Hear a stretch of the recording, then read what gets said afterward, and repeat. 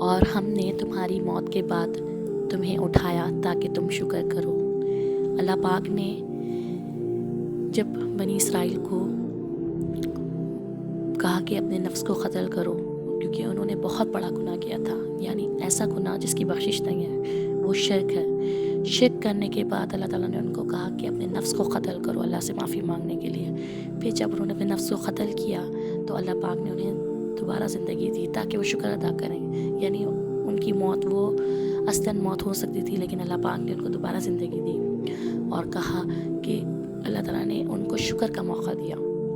لیکن جب انسان گناہ کرتے رہتا ہے اور گناہ میں آگے بڑھتے رہتا ہے تو پھر اللہ تعالیٰ کی ناراضگی اور ذلت و رسوائی اس پر مسلط کر دی جاتی ہے۔